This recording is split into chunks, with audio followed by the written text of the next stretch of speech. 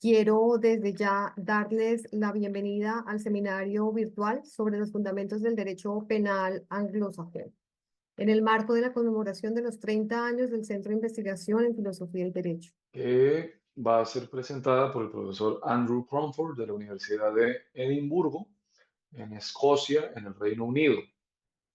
Esta charla se titula Principles of Criminalization y va a ser simultáneamente traducida. Nuevamente les reitero, si han tenido algún tipo de inconveniente con la interpretación simultánea, que en el menú de abajo del aplicativo de Zoom encuentran un botón que dice interpretación, que viene con el logo de un globo terráqueo.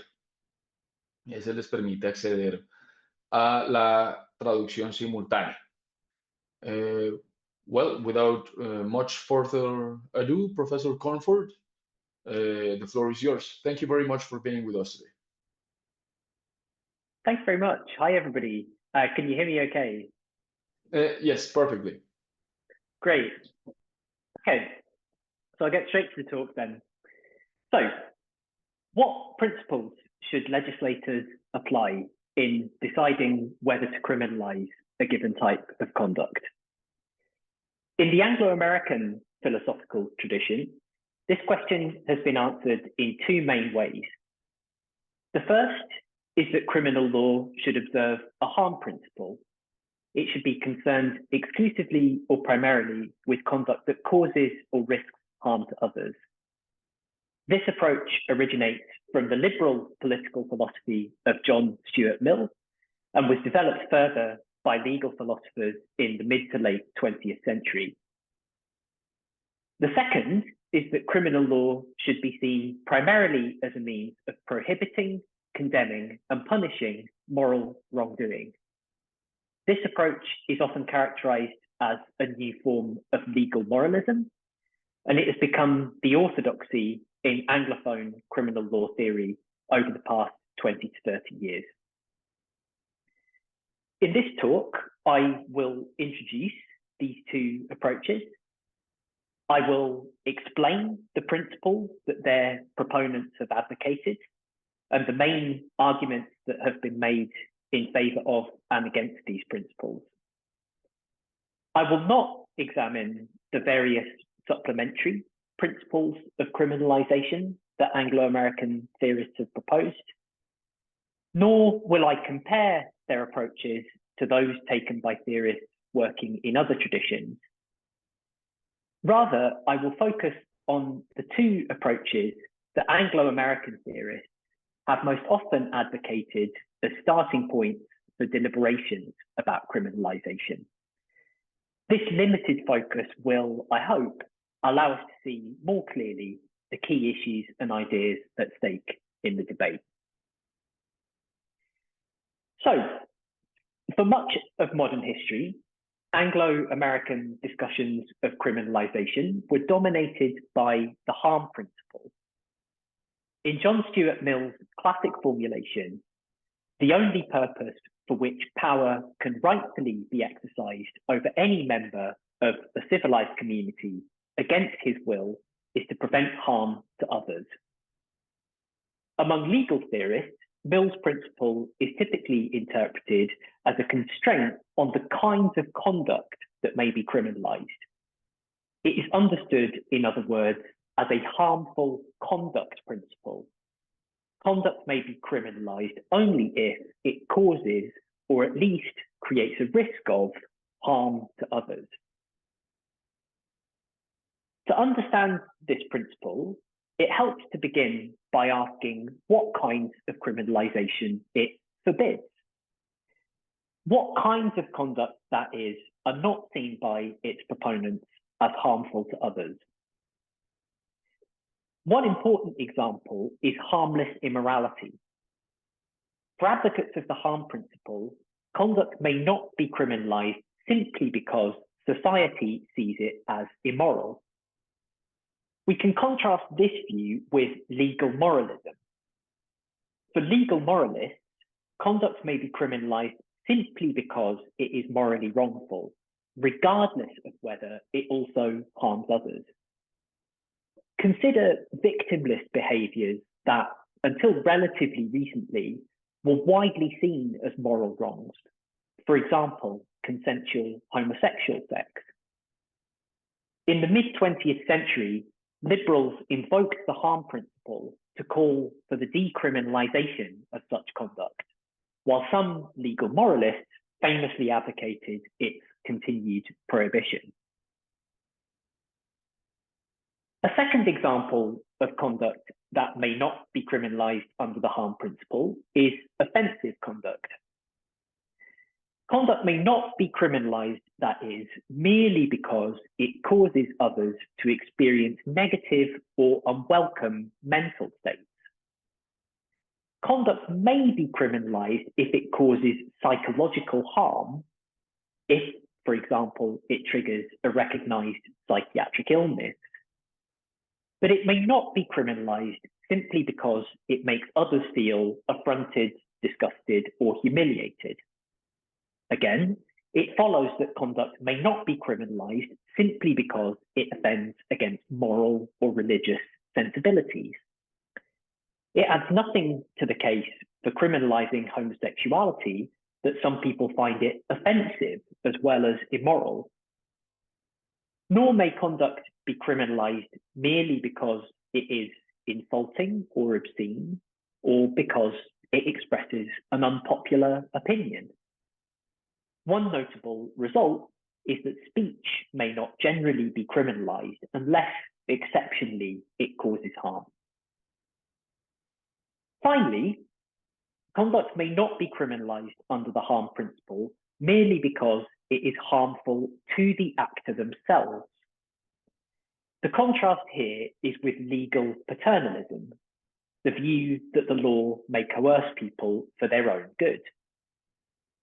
Liberals generally oppose direct forms of paternalism, those that coerce actors against conduct that might harm them. But they also generally oppose indirect forms of paternalism, those that limit actors' ability to harm themselves by coercing others. Hence, not only should liberals oppose the criminalisation of suicide, they should also generally oppose the criminalisation of assisting suicide and of voluntary euthanasia. The harm principle is thus generally taken to exclude the criminalisation of consensual harming, as well as of literal self-harm. What arguments can be made in favour of the harm principle? In recent decades, criminal law theorists have said surprisingly little about this question. Historically, however, the harm principle is rooted in liberal ideals of autonomy and individual freedom. Individuals should be free to pursue their own ends and interests unless and until they interfere with those of others. This grounding is perhaps most clearly evident in the opposition to legal paternalism. If a choice is purely self-regarding, if it affects the actor's own interests and no one else's, then the state should not restrict it. The point here is not just that individuals are the best judges of their own interests, or that punishing them for their own good is counterproductive. It is that they have a right to autonomy in self-regarding choices, which paternalistic criminalisation would infringe. The harm principle is also advocated as a means of promoting toleration. Liberals typically prize a diverse and pluralistic society, a society in which people are free to choose among different and potentially conflicting ideals for their lives. Too often, however, we are willing to repress conduct that conflicts with our own particular ideals. We easily miss the connection between this conduct and the ideals of others, and the consequent importance of this conduct to their lives. To preserve diversity and pluralism, the state must avoid this tendency. It must tolerate some conduct that is wrong according to some, most likely majority, ideals. The harm principle helps to ensure this result by ruling out criminalisation due merely to perceived immorality. Conduct should instead be tolerated unless and until it interferes with the autonomy of others. Finally, the case for the harm principle may be especially strong in relation to criminal law. Compared to other forms of state regulation, criminal law is uniquely harmful.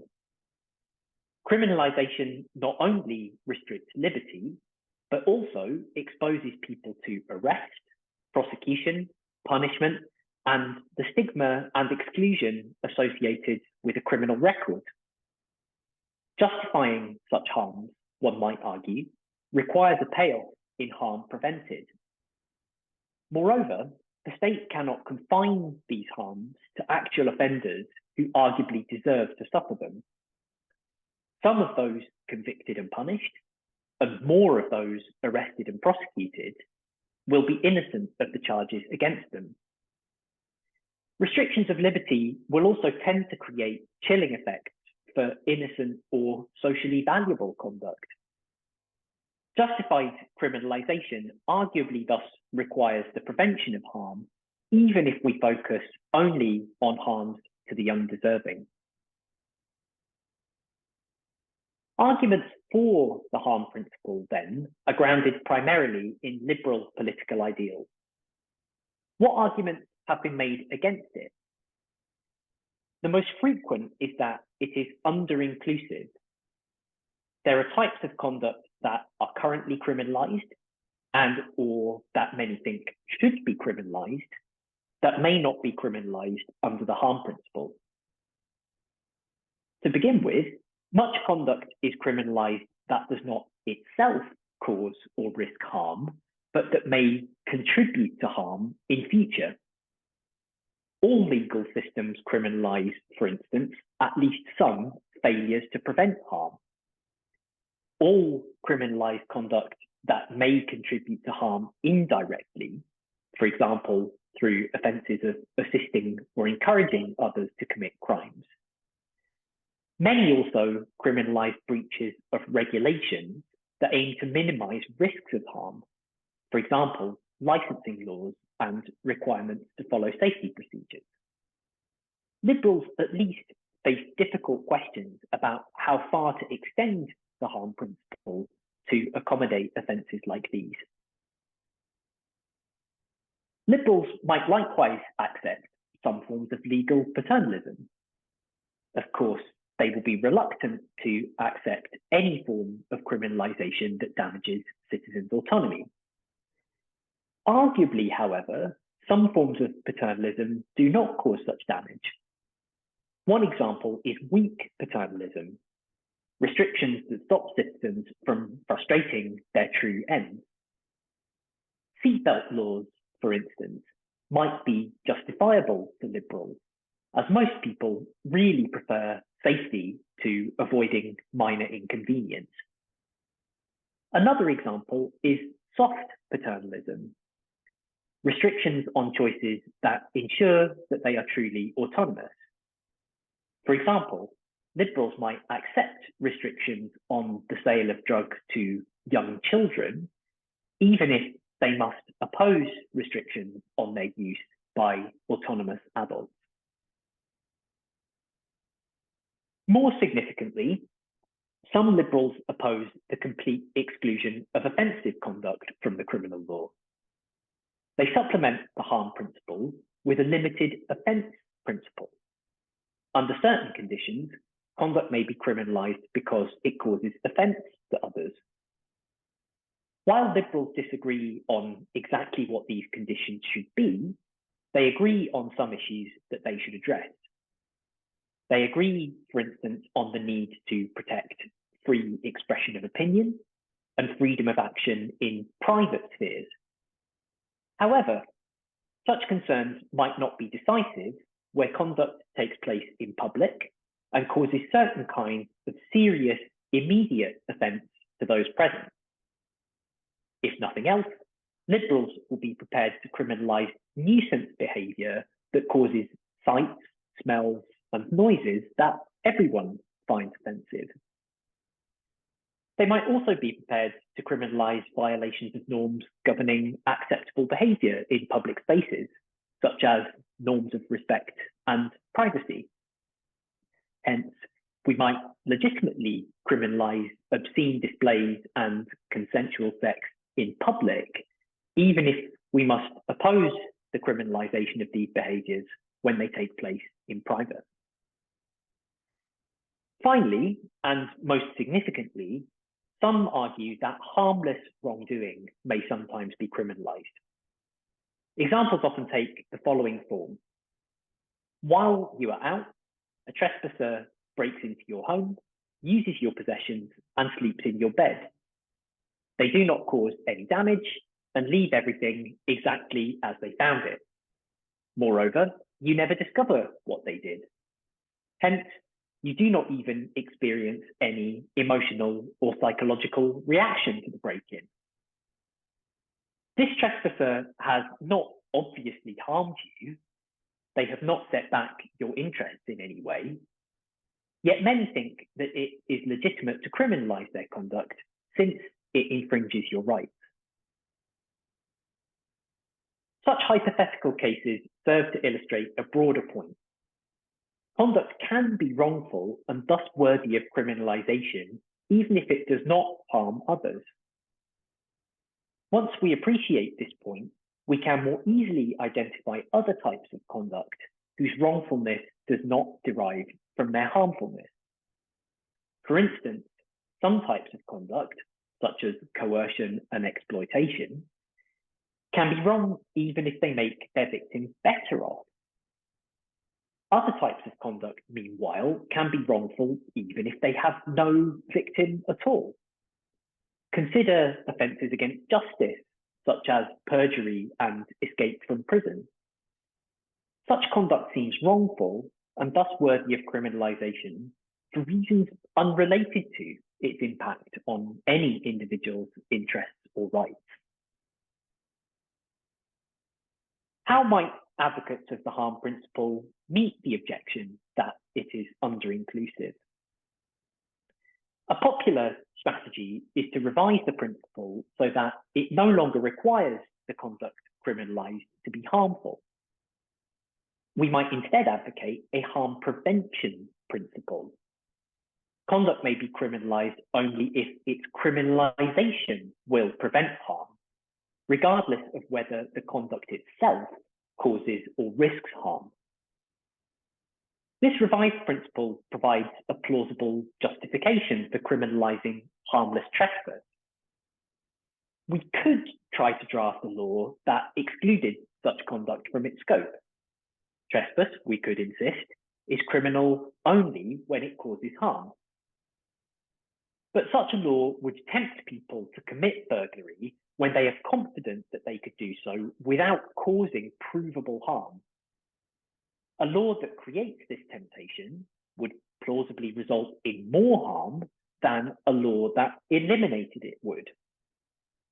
Hence, criminalising all trespass is preferable on this dimension to criminalising harmful trespass alone. The harm prevention principle can, in this way, accommodate the criminalisation of harmless violations of rights. The problem is that almost any prohibition can be rationalised on the basis that it will prevent some imaginable harm. The harm prevention principle thus seems highly over-inclusive.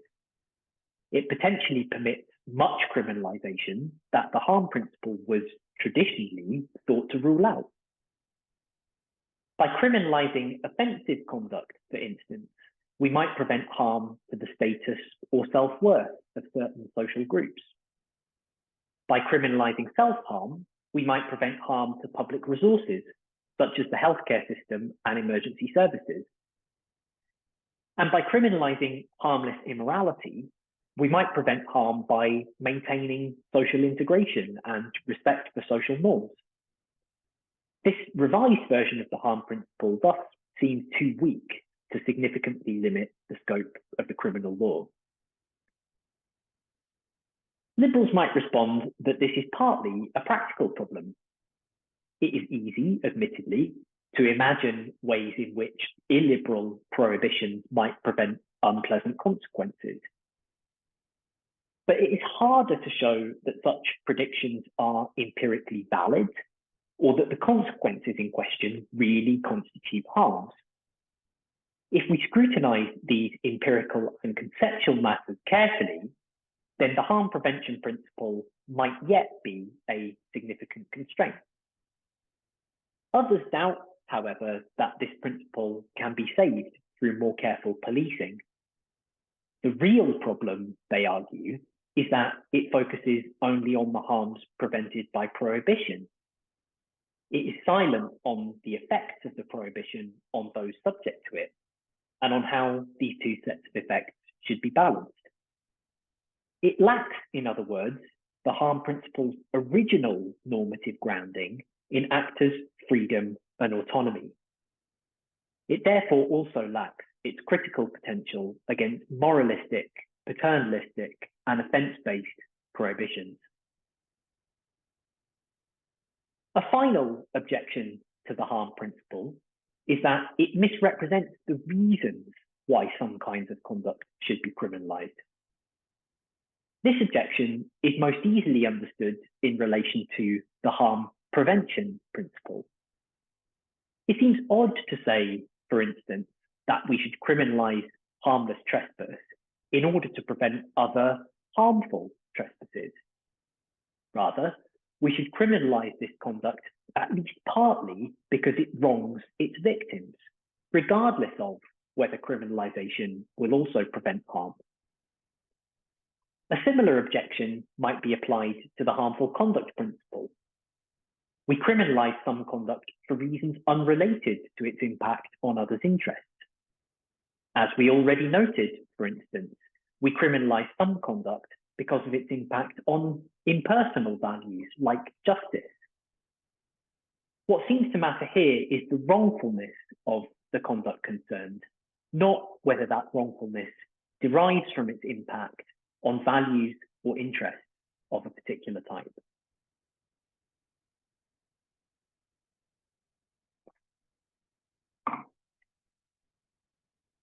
The harm principle then stems from a liberal desire to set clear limits on state coercion. However, it has proved difficult to define precisely while avoiding under and over inclusion. A particular difficulty is that some conduct seems wrongful and thus worthy of criminalisation for reasons unrelated to its potential harmfulness. For many theorists today, this difficulty suggests a further lesson. Conduct can merit state prohibition and punishment for various reasons. Thus, limiting principles focused on any particular value or interest will always be implausible in their scope. These theorists therefore advocate a direct focus on the kinds of wrongdoing that the state may prohibit, censure, and punish. This focus is often characterized as a new form of legal moralism, and it is arguably the orthodoxy among English-speaking criminal law theorists today. The new legal moralists have endorsed two principles of criminalisation, a negative and a positive principle. The negative principle states that conduct may be criminalised only if it is morally wrongful. Within this principle, the moral wrongfulness of conduct acts as a constraint. It is a necessary condition for its legitimate criminalisation. The positive principle states that there is reason to criminalise conduct if it is morally wrongful. Within this principle, the moral wrongfulness of conduct acts as a justification.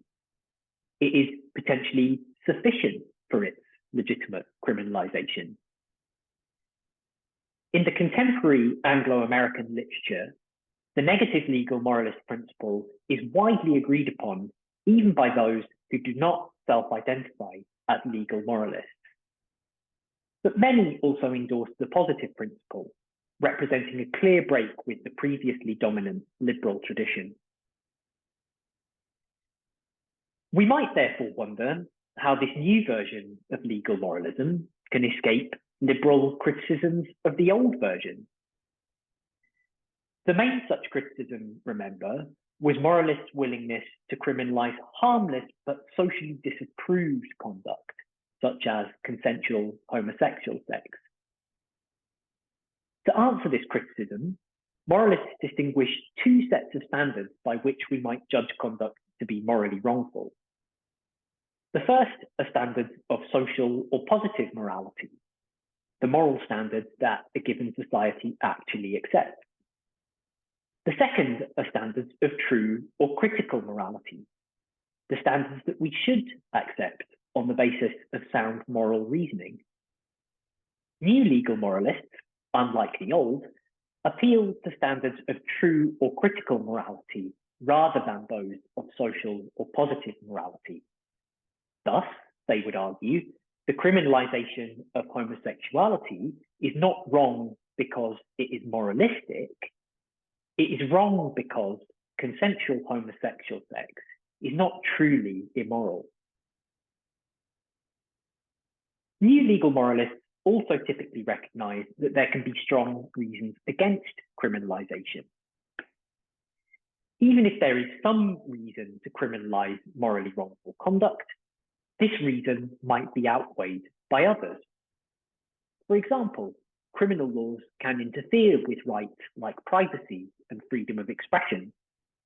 They can be ineffective and counterproductive, and can cause more harm than they prevent. They can also be difficult to draft in ways that provide clear guidance to citizens and that allow for fair and consistent enforcement. Meanwhile, there might be only weak reason to criminalize minor wrongs, and alternative measures might achieve the same benefits with fewer costs. Although legal moralism and liberal theories centered on the harm principle seem very different in theory, they might thus have similar results in practice. What arguments have been made for legal moralist principles? Unlike arguments for the harm principle, these arguments do not begin by applying general principles of political philosophy to the specific context of criminal law. Rather, they begin with criminal law itself and its distinctive features. To criminalize conduct, legal moralists observe, is to create liability to censure and punishment. If a person is found to have committed a crime, then they face the censure of criminal conviction and the punishment involved in a criminal sentence. Criminal conduct should thus be conduct for which a person can legitimately be censured and punished. Censure and punishment are legitimate, moreover, only where they are a deserved response to culpable wrongdoing. Conduct should therefore be criminalized only if it amounts to culpable wrongdoing that deserves censure and punishment as a response. A related argument begins with the idea that to criminalize is to prohibit. When conduct is made criminal, the law demands that citizens refrain from that conduct. It also backs up this demand with a threat. If citizens are found to have breached it, then they will be censured and punished. To criminalize conduct is therefore to portray it as wrongful, as conduct in which citizens should not engage on pain of censure and punishment. Such portrayals should be truthful. The law should portray conduct as wrongful only if it is actually wrongful. Additionally, the law should refrain from coercing citizens against permissible conduct in which they should be free to engage. Threats of censure and punishment should thus likewise be limited to wrongful conduct that warrants such a response. These arguments are designed primarily to support the negative legal moralist principle, that moral wrongfulness is a constraint on legitimate criminalisation. But they also show why we might endorse the positive principle, that moral wrongfulness can justify criminalisation. If conduct is wrongful, and therefore apt for prohibition, censure, and punishment, then there is plausibly at least some reason to criminalise it. These reasons become more powerful if we see these features as distinctive of criminal law. Other state responses to problematic conduct, including other forms of legal liability, lack criminal law's punitive sanctions and its prohibitory and censuring qualities. Aptness for prohibition, censure, and punishment thus gives us reason to prefer criminalisation to these other responses.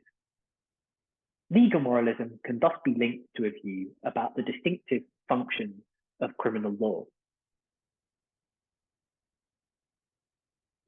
What criticisms have been made of this new form of legal moralism? Perhaps the most significant is that it is over-inclusive.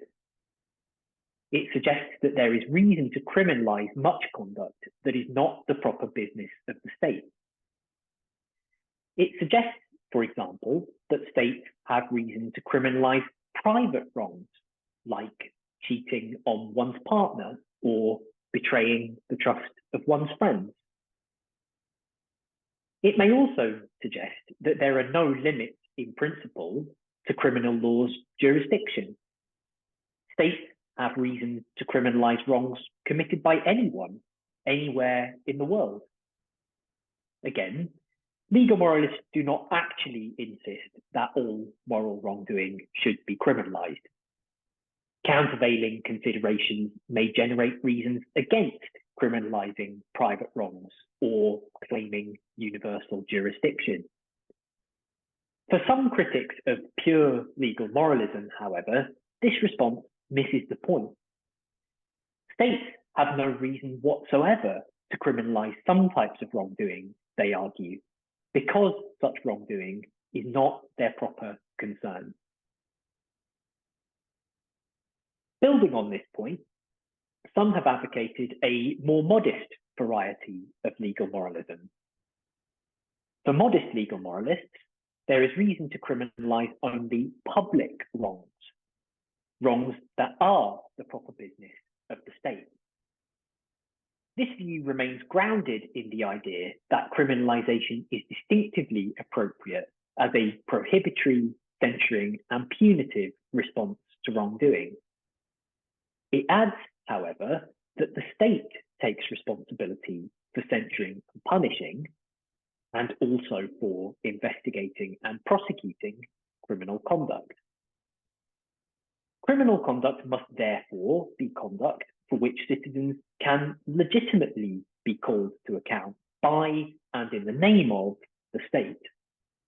Such conduct, these theorists say, is not just morally, but publicly wrong. The challenge for modest legal moralists is to explain what makes a wrong public in this sense. It cannot plausibly be that the wrong is done to the public or that it involves harm to the public. Paradigmatically, the most serious crimes, such as murder and rape, are wrongs to individuals. To claim that these are also somehow wrongs to the public would distort our reasons for criminalising them. Another explanation is that wrongs are public if they violate values that are shared by the public, such that we must answer for them to one another as citizens. In large and pluralistic modern societies, however, some people will not share majority values. Some may even deny membership in the political community that requires them to answer for violations of these values. For many, it would be too radical to suggest that wrongs done to or by such people should not be crimes. The best answer to what makes a wrong public may simply be that this is a question of political philosophy. To know which wrongs are the state's business, we must rely on a general account of which matters are the proper business of the state. For liberals, such an account will emphasize the importance of freedom, autonomy, and an extensive private sphere. It will thus likely classify only a limited range of wrongs as the state's business. However, modest legal moralism does not itself tell us exactly which wrongs these will be. It does not even tell us whether we should be liberals in the first place. Rather, it tells us that we should answer these questions by asking what kind of political community we should aspire to live in. It thus admittedly provides limited concrete guidance to legislators, even if it structures their deliberations in the right way. For modest legal moralists, then, legitimate criminalisation is partly a question of political philosophy. For more radical critics of legal moralism, by contrast, it is primarily a question of political philosophy. Criminalisation, these critics observe, is a form of state coercion that warrants significant expenditure of public resources. Thus, it must be justified in the same terms as other forms of such coercion and expenditure. It cannot be justified in the ways that we justify the condemnation of wrongdoing within interpersonal morality. Liberals, indeed, might doubt that analogies to interpersonal morality should play any role in justifying state coercion. They might doubt that the state can legitimately enforce particular moral doctrines on its citizens. Again, though, these critics do not necessarily argue that we should be liberals in this respect. Their point is that political and moral philosophy should dictate our stance on these questions. A further criticism of legal moralism is that it fails to account for regulatory or mala prohibita offences. Perhaps it can explain the criminalisation of mala in se, that is, of conduct that is wrongful independently of the law, such as killing or assaulting others. However, it struggles to explain the criminalisation of mala prohibita, of conduct that is not independently wrongful, and that becomes arguably wrongful only because the law prohibits it. In modern systems of criminal law, very many offences are mala prohibita. As we noted earlier, offences often criminalise breaches of licensing laws and safety procedures, and failures to cooperate with state institutions. Such offences are often relevant mainly to businesses in particular sectors of the economy, but they can also be relevant to ordinary individuals. For example, when they concern breaches of regulations governing driving, taxes, weapons, or potentially harmful substances. In deciding how to approach such offences, legal moralists face a dilemma. On the one hand, they could accept that many regulatory offences are illegitimate, since they criminalise conduct that is not wrongful independently of the law. This response might not be as radical as it first appears. Regulatory breaches might legitimately be met with civil or administrative sanctions. The point is that they should not be met with criminal censure and punishment. On the other hand, moralists might concede that this narrowing of criminal law's scope is too radical. Criminal conduct, they might argue, need not be wrongful independently of the law. Since it is wrong to disobey just laws, the offence in question need only be justly enacted.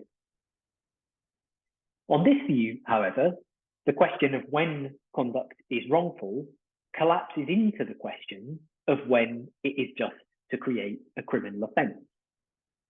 Moral wrongfulness thus ceases to be an independent constraint on criminal law's legitimate scope. Some legal moralists try to escape this dilemma. They deny that disobeying just laws is wrong in itself. However, they also deny that moralists must reject many regulatory offences. Such offences, they argue, often target wrongful conduct. For one thing, some offences that seem initially to be mala prohibita might actually be mala in se. They might criminalise lying, for instance, or taking unjustifiable risks. More importantly, however, some offences are genuine mala prohibita. They target conduct that becomes wrongful as a result of its criminalisation. For example, where legal rules are enacted to solve problems of coordination or assurance, breaking them may wrongfully damage public or common goods. Similarly, where public institutions are responsible for maintaining such goods, failure to cooperate with those institutions may cause similar damage.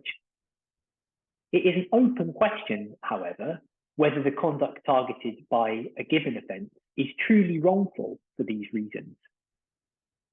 Legal moralists can thus both accommodate some mala prohibita offences and preserve wrongfulness as a meaningful constraint on criminalisation.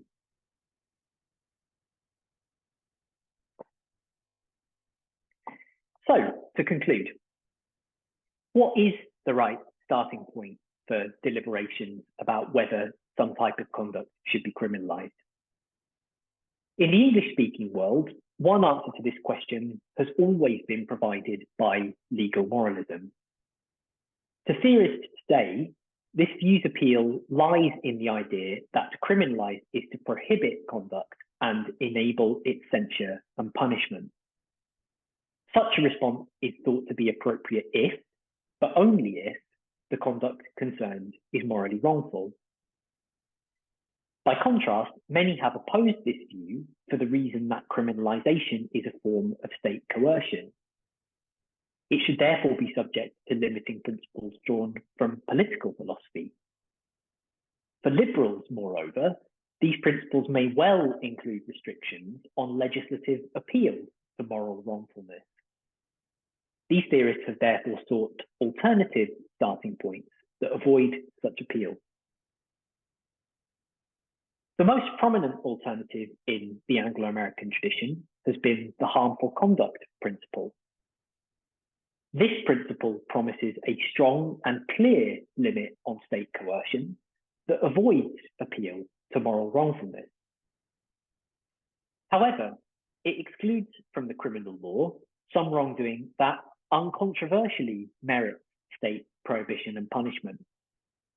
And if we adjust it to avoid this problem, for example, by replacing it with a harm prevention principle, then it no longer provides much of a limit. Another suggestion is that crime